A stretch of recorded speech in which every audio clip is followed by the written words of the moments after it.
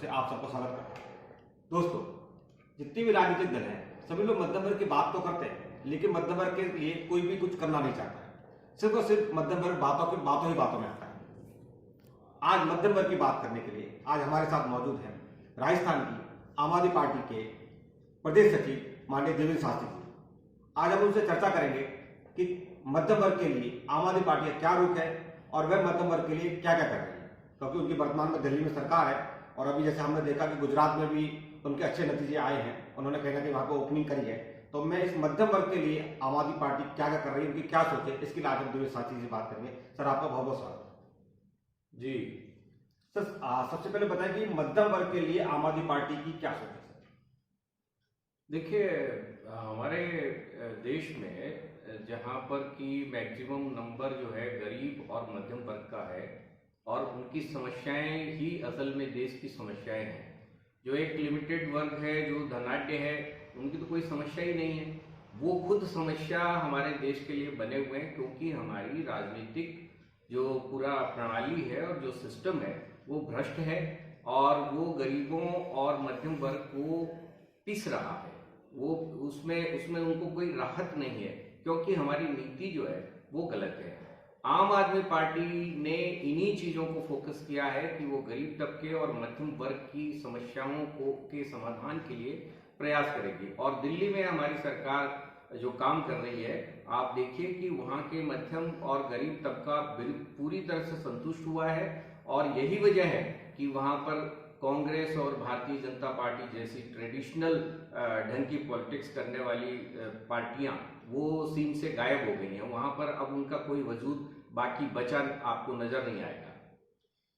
अभी जो मध्यम वर्ग की सबसे बड़ी परेशानी सर ये आ रही है कि जो लॉकडाउन लगा, लॉकडाउन के बाद से जो बैंकिंग सिस्टम है, क्योंकि उनके पास पैसे नहीं है खर्च करने, उनकी जॉब छूट गई, उनका रोजगार खत्म हो गया, तो वो बैंकिंग सिस्टम में उनकी जो किस्त है वो पे नहीं कर पा रहे हैं। और वो बैंकिंग सिस्टम, खासकर जो प्राइवेट बैंक है, उनका हैरेसमेंट बहुत ज्यादा बढ़ गया, लोगों को परेशान कर रहे हैं, गाली गलौज कर रहे हैं। इवन बहुत सारे केस ऐसे हैं जहां की आत्महत्या तक लोगों को करनी पड़ रही है। इस विषय पर आम आदमी पार्टी के राजस्थान के प्रदेश सचिव होने के नाते आप क्या कहेंगे और आम आदमी पार्टी क्या कर रही है और क्या करना चाहिए। देखिए, हमारा अब तो बैंकिंग सिस्टम वैसे भी रिलायबल नहीं रहा है, क्योंकि अब सरकार और रिजर्व बैंक की भी जो बैंकों के पीछे जो एक क्रेडिबिलिटी होती है वो भी खत्म हो गई है। और आपको पता होगा कि बैंक में अगर आप पैसा जमा कराते हैं तो अब 1 लाख से ऊपर की कोई गारंटी ही नहीं है। तो बैंकिंग सिस्टम जो है रिलायबल नहीं है, क्योंकि हमारा पॉलिटिकल सिस्टम रिलायबल नहीं है। और यही वजह है कि ऐसे जब अराजक स्थिति हो तो उसमें बैंकर चाहे जैसे मनमानी करते हैं। अब आप सोचिए कि मेरा 1 करोड़ रुपया अगर किसी बैंक में जमा है और मुझे ये कहे कि आपको मैं तो केवल 1 लाख रुपए देने के लिए जिम्मेदार हूं, तो अब उस सिस्टम में आदमी क्या करेगा। अब जो बैंकिंग सिस्टम में लोनिंग का जो है, तो आप सोचिए कि पहले जो साहूकार लोन देते थे उसको बुरा मान करके सरकारीकरण किया गया, उसको रेगुलेट किया गया।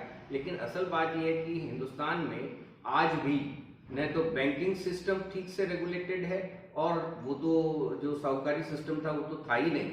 उसमें तो बहुत अच्छे साहूकार भी हो सकते थे और बहुत बुरे से बुरे साहूकार भी हो सकते थे, पीढ़ियों तक शोषण करते थे। लेकिन आज ये हो गया कि बैंकिंग सिस्टम में जिस तरह से बाहुबलियों के जरिए जो वसूली का सिस्टम यहाँ पर लागू किया गया, उसमें तो लोग सुसाइड तक करने के लिए मजबूर कर दिए जाते हैं। और इवन जो साहूकारों के वक्त में हुआ करता था, लठेत बेच करके वक्त उगाई की जाती थी, आज के दिन वो सिस्टम बैंकों में चल रहा है। तो आप समझिए कि जो वेलफेयर स्टेट है, जो लोगों के कल्याण के लिए काम करने वाली सरकारें हैं, अगर इस तरह का तंत्र रखेंगी तो मध्यम वर्ग और गरीब तबका तो पहले से जो प्रताड़ित है उसको तो किसी तरह की राहत ही नहीं होगी। वो बैंकों की मदद लेकर के आगे बढ़ने की सोच भी नहीं सकता। और यही वजह है कि देश में आज भी जो बैंकों से उधार लेकर के, कर्ज लेकर के उद्योग धंधे या बिजनेस या व्यापार या कुछ भी अपना खेती इवन जो करना चाहते हैं, उनके लिए ये संभव ही नहीं हो रहा है। उनके लिए ये मौत का रास्ता बन गया है, ये कर्ज जो लेना और वापसी करना। तो इसके लिए आम आदमी पार्टी ये मानती है कि देखिए, आदमी मजबूर होता है जब उसकी बेसिक सुविधाएं पूरी नहीं होती हैं, तब वो मजबूर होता है, इधर उधर हाथ पैर मारता है, किसी तरह की मदद मांगता है, रिश्तेदार से लेता है, या फिर सरकारी एजेंसी कुछ देती हैं तो वहां पर कोशिश करता है। बैंकें अगर लोन देती हैं तो लोन के चक्कर में फंसता है। तो लोन जो बैंकों से मिलना चाहिए वो तो राहत के तौर पे मिलना चाहिए, बल्कि ये उसकी मौत का सबब बनता है। ये दुर्भाग्यपूर्ण है। और आम आदमी पार्टी की जो पॉलिसीज है वो विशुद्ध इसी लाइन पर हैं कि मध्यम वर्ग और गरीब तबके को किसी तरह की इस तरह की लोनिंग के चक्कर में न फंसना पड़े। उसकी बेसिक सुविधाएं, बिजली, पानी, एजुकेशन, हेल्थ, ये सारी सुविधाएं सरकारी खर्चे में पूरी हो जाएं, तब फिर वो इस तरह के जंजाल में वो जाएगा ही नहीं और उसकी जिंदगी जो है वो इतनी मुश्किलों भरी नहीं होगी। तो आम आदमी पार्टी की तो नीति यही है कि गरीब और कमजोर और मध्यम वर्ग को इन सारे संकटों से बाहर निकालना।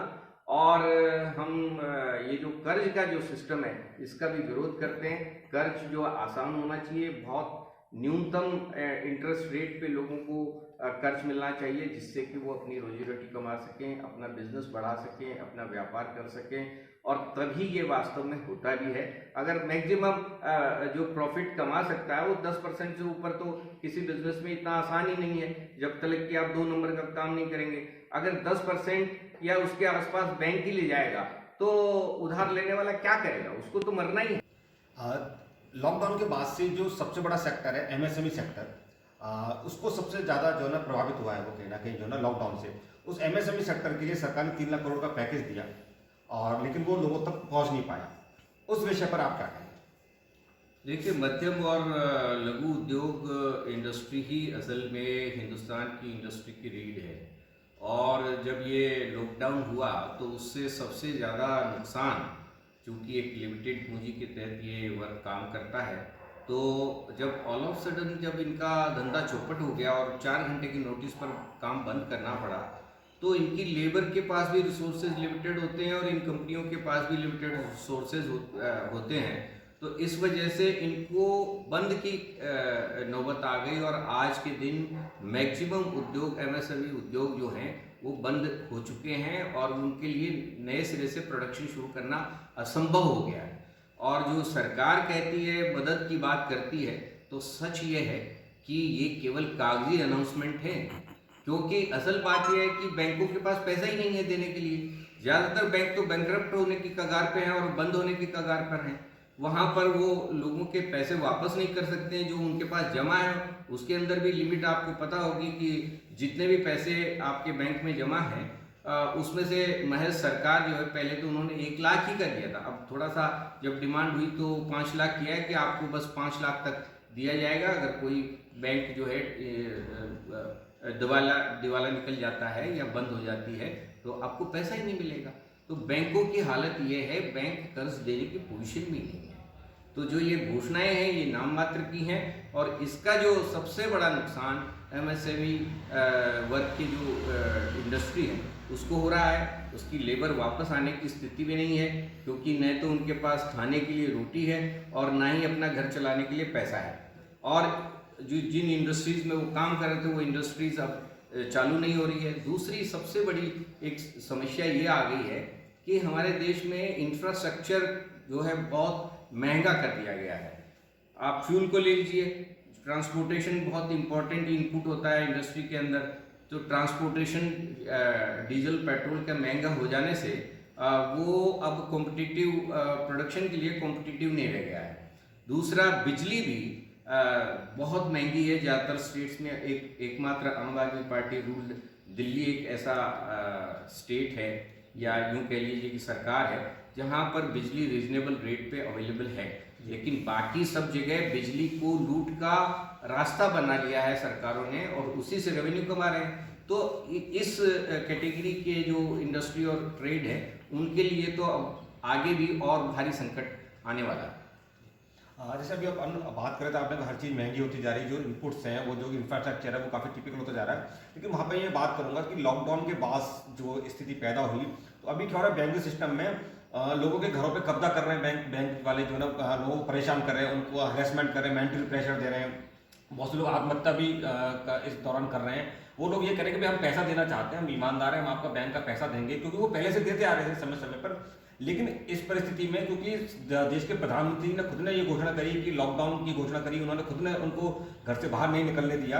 ऐसे समय में जब उनके पास पैसा नहीं, उनका काम नहीं है, उनको परेशान किया जा रहा है, उनकी संपत्तियां को जो है ना कुर्क करने तक की नौबत आ रही है, ऐसे समय में आम आदमी पार्टी क्या एक्शन लेगी, लोगों के लिए किस तरह से सहायता कर सकती है? देखिए, आम आदमी पार्टी हमेशा ये मान के चलती है कि एक गरीब और मध्यम वर्ग तक के लोगों को जो इस तरह की दिनचर्या की जो ज़रूरत की चीज़ें हैं उनको चलाने के लिए राहत देने की आवश्यकता है। हिंदुस्तान जैसे देश के अंदर और बहुत सारी ऐसी समस्याएं हैं जिनसे आदमी जूझता है, लेकिन बेसिक ज़रूरतें अगर आप पूरी कर दें तो उसको राहत मिल सकती है।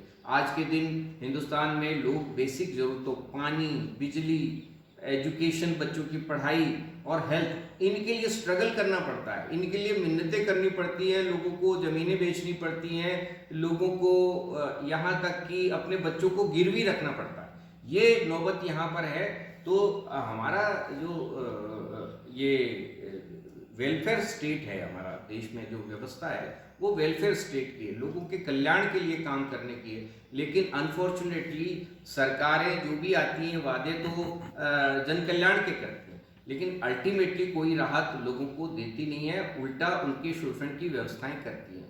और यही व्यवस्था जो बैंकिंग सिस्टम में चल रही है, जिससे कि कर्जदार जो है वो परेशान है, उनके ऊपर ये लोग तमाम तरह की जातियाँ करते हैं। आम आदमी पार्टी मानती है कि ये बैंकों की जो वसूली सिस्टम है ये पूरी तरह से बंद होना चाहिए। ये तरीका नहीं है वसूली का।